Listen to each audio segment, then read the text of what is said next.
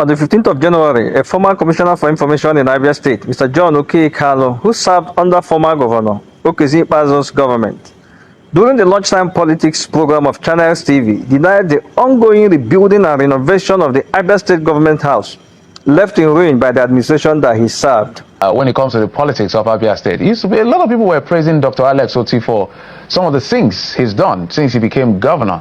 In fact, it almost looks like every other governor did not do that much, but he's been able to achieve this in 2.5 years plus.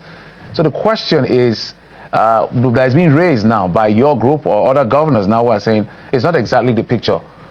Walk us through what this characterization is really all about. Is this just about politics, or indeed you have a point from your end?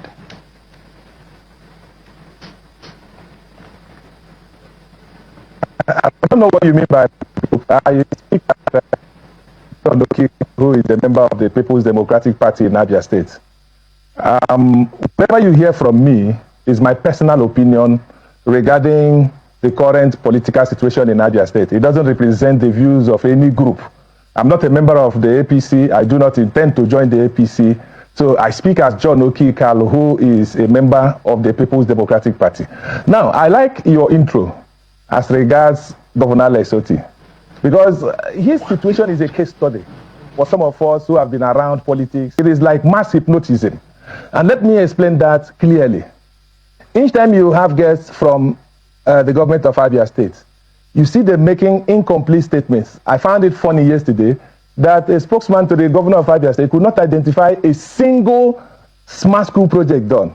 Meanwhile, in 2024, the government collected 54 billion from the state government's account to build 51 smart schools. He has gone ahead to collect other money related to that. And as of today, just shift has happened in Nigeria. That $1 billion naira for smart schools. Yet the spokesman to the governor could not identify a single one. Now, that is the kind of mass hypnotism that is going on. I heard him yesterday say their basic achievement is payment of salary. Now, why should we be talking about that in 2026? Really, it is astonishing to me. Because number one, all 5 Southeast governors had salary, pension, and gratuity allowances they inherited as at the time they came on board with Dr. Alex Otti. He wasn't the only one that had arrears. It's okay. And it's also gratifying that we are talking about the launch of gratuity payments. Let me make certain statements for the whole world to verify. 33 state governments collected salary bailout between 2015 and 2023 during the Buhari administration. What that says to me is that states across board had challenges with salary payment, pension payment, gratuity payments, including the 5 Southeast states. Now, what has happened today? In Imo State, Governor Uzodinma has cleared all the gratuities, cleared all the pension arrears, and has continued to pay salary. Same has happened in Enugu State, same has happened in Ebonyi, and of course in Anambra State. But sat probably somewhere in Umuahia and told you we cleared pension arrears. That's falsehood. People shouldn't be, leading us that way. Number one, Governor Alex Otti owed pensioners 9 months in arrears. Cleared the 9 months in arrears in March 2024. And when he cleared the 9 months arrears, he now said pensioners have forfeited all their historic gratuity and pensions. Is that what it means to clear pension arrears? As of today, pensioners are demonstrating in Abia State that they cannot forfeit earned pensions and earned gratuities. Yet, he had the comfort to say they have cleared. The same way he had the comfort to say that if you go to Abia Poly, they have cleared arrears and all that. Yes, I am aware that they are paying bits of it, but clearing is a different thing. So, what we have to answer your question is the best example of how a governor can forgo substantive governance and deploy media propaganda to create image that does not exist. Governor Alex Otti will tell you that, okay, the over 1.2 trillion he spent, that inflation happened to it. Fine. Inflation is not happening in Enugu State. In Enugu State, as of today, we have at least 260 smart schools constructed by the governor and the government of Enugu State. And indeed, when that government awarded the contracts in 2024, as at that time, Governor Alex Otti already had our 54 billion naira for 51 smart schools. As of today, we cannot identify even one. His spokesman cannot identify even one. Yet we want to believe that he is a top performer. We look across, we look at Enugu State. They told you last night, yesterday during the interview, someone said in the morning that they have done Abia Industrial Park. My brother, if you go to the location of the so-called industrial park, it's jungle. Nothing is happening there. When they came on air to hoodwink the world that they were responsible for the coming on stream of Aba Independent Power Project done by Geometrics Power, we said Governor Alex Otti, verifiably, as governor of Abia State, contributed nothing to Geometrics. Geometrics started under the Ojo's administration, progressed by the TA Ojo administration, decisively brought to life by the Ikpeazu administration. It was under the Ikpeazu administration that Professor Batenaji and other promoters of Geometrics, including late Chief Pascal Dozier, went to Egypt, China, and ultimately South Africa in search of supporting funds for the takeoff of Geometrics. It was Afrexim Bank that gave $60 million to Geometrics for them to take off under the watch of Governor Okeyi Kalu. The same Governor Okeyi Kalu paid $3.55 million to Geometrics as shares for Ndi Abia. Yet, everyone believes that it is Governor Alex Otti that did that. Let me conclude. Today, if you go to social media, you will see everyone posting pictures of the remodeled airline in Umuahia, and they all believe Dr. Alex Otti did it. Geoffrey, the man sitting down here that you are interviewing, started that project from demolition up to the installation of the lifts. All right, Mr. Kalu, because of time, if you can hear me, Mr. Kalu, so that we'll build the case within the short time we have. So let's start with schools. I'm going to talk about three things. You mentioned some in passing. I'm going to talk about four things: schools, waste management, electricity, and road. Those are the things I'll focus on in terms of your counter argument. But I think it's not debatable that Aba was literally an eyesore, and from the conversations we've had and things we've seen, is giving that place a facelift. Some of us used to drive through Aba. It was a very terrible place to drive through. The dirtiness of that place was nothing to write home about. But it's been credited for that. Now, for yesterday, I did ask Mr. Ekoma about this issue around smart schools. He said that the 82 billion being bandied around is not correct, although he didn't give me the exact figure. And then asked him how many smart schools. He said it's about 7 he's aware of. So I don't know how many. So from the record you're quoting, from the expenditure they made is rehabilitation, repairs of public schools, 54 billion naira, ongoing rehabilitation, and upgrading of 51 public schools across the state, not smart schools. So I wanted to put that record straight. So I would like you to respond to that. One. Second is the issue of waste management. Do you admit that under the leadership of Okeyi Kalu, Aba was nothing to write home about in terms of waste management, dirty road and all of that, but this man has given it a facelift? Or you have a counter argument. Then the issue of electricity. I know you were saying something, but I think I missed a few things. He's been credited for the electricity project, but I did ask a question because I'm aware that started under Okeyi Kalu. So you walk us back on how that got here. So let me give you the opportunity. Schools, waste management, and electricity. Number one, when Abians raised issues with spending 54 billion naira for 51 schools renovation, it was the same Governor Alex Otti that opened his own mouth and that of his spokesman to tell us that they are smart schools, that's what he's talking about. Now, those renovations are distinct from what Asubeb is doing. Asubeb is carrying on a different kind of renovation of schools. And for that, we have about 14 billion allocated to it. If you tally up all the money associated with the same headline, subhead that you've read out, you will see a total of 82 billion naira of Abia people's money spent without a single smart school located anywhere. I thought a spokesman to the government would have been able to say, go to Aba, go to Umuahia, go to so and so place, you will find it. No, without speaking for them, Mr. Kalu, he said it's ongoing. Those are his words. So I needed to point that. He said they are ongoing. Wonderful. So. Wonderful. Ongoing, fine.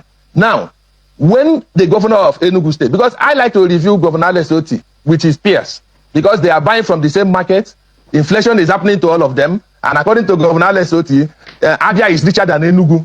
Abia makes more revenue than Enugu. That's what he said in 2019. So now, taking it from that prism, when Governor Mba awarded contracts for about 200 smart schools, One of the contractors did not deliver on time. What did the governor do? He reported the man to EFCC. Why? Because he didn't take kickback from the man. Now, Governor Otti collected our money before Governor Mba. Now, Governor Mba has effectively delivered 260 smart schools. And you are mentioning ongoing. Ongoing what? The last time we asked them about the smart schools, they produced a picture of an Asubeb school built by Senator Okiyi's administration and told us that that was the smart school. And we screamed. It was the same man that spoke to you. It was the same person that delivered the picture. And I am sure that if you forward what I gave to you to your producers, they will see his name, they will see the post he made saying that this is one of Abia State smart schools. So they can deny as much as they like. You mentioned traveling through Aba. Let me be clear on something. Yes, sanitation has improved in Aba, and I give kudos to the local governments because sanitation falls within the assignment of local government, strictly speaking. And since the coming of President Tinubu, local governments have been getting a lot of money. So you should expect that maybe those 3 local governments in Aba. Mr. Kalu, just hold on. Are you trying to deny that the governor did not play a role in giving that place a facelift? Is it something difficult for you to do? Where is right, give him his credit. Where is wrong, you criticize it. If you want me to give him credit, what you are saying is that I should publicly admit that my governor has taken over local government funds.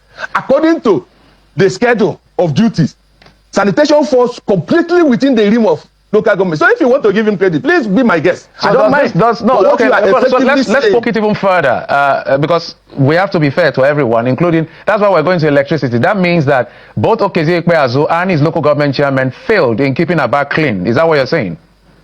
No, what I'm saying is that there have been improvements. Improvement does not mean that nothing was happening. It means that there is higher level of success. It doesn't mean that things were left like that. Look, let me be clear. Anyone who understands where Abia was in 2015, particularly Aba, when Okiyi Kalu became governor, will tell you point blank that literally 90% of every good road you see in Aba was constructed by Governor Okiyi Kalu, starting from the flyover at Osioma through Fox Road, Ngwa Road, Osusu, Ezuku, and so on and so forth. Now, improvement in sanitation, yes. Substantive improvement in road, that is to be debated. Governor Otti is flashing Port Harcourt Road as a legacy project. And of course, I don't believe that road projects are legacies. There are legacies in government. Because however well you construct a road, there will be ongoing rehabilitation by subsequent administrations to maintain it. But I ask this question. You collected 36.5 billion naira of Abia people's money, and you used it to construct 5-kilometer road. And your peer in Rivers State collected 30 billion naira, used it to fix 19.7 kilometers of swampy Calabari Road. And you want me to clap for you. Meanwhile, your peer in Rivers State actually included 4 bridges. You don't have any bridge. All right, Mr. Kalu, let's begin to custom because it's going to be, I'm happy the elections are coming. So we're going to have opportunity to interrogate these things a lot more than these short times we have. So what is the grouse? So what is the group led by Oji Zokali, Theodore, Okiyi Kalu, and the rest of them? Are they saying that the man doesn't deserve a second term because it feels like the people of Aba or Abia State are happy with him? Are they saying he's embezzling funds or is just leading a propaganda? What exactly is the group saying? If we can close with that. The same way you saw the communique from that group was how I saw it. I'm not a member of that group. Like I said, I'm not a member of APC, and I didn't work in either Oji Zokalo or Oji's administration. And I am aware that Governor Okiyi Kalu was not at that meeting. The former Governor Okiyi Kalu was not also there. And I am also aware that most of those there were APC members. But beyond that, what exactly are they saying? They are saying that the Constitution of Nigeria recognizes where the capital of every state is. That is why when my child will be singing 36 State of Federation, Abia, the child will say Umuahia. And they are saying that a governor does not have the right to move the capital city, the seat of government, to his village in Isialangwa, and that they want to litigate it. Of course, there are very many good points why that should not happen. And I sympathize with Governor Otti because he probably does not know the consequence of what he has done. If there is a new government today, that government will be right to seal that his private house and say that it was maintained with government fund, that that house has government documents that people are not able to access, and that that house should belong to government. I'm sure that's not his intention. The other thing they are saying is, Mr. Governor, the work you have done is not commensurate with the amount of money that you have received. They are saying that if you have managed over 1.2 trillion, that we should be seeing the kind of development we are seeing in Enugu State, in Imo State, that his counterpart in Enugu State is already putting aside 10 billion naira as counterpart funding for a rail service from Enugu all the way to the port, and that the governor is overstating his achievements. And of course, politically, they are saying that the governor has failed to be transparent and accountable to the people of Abia State.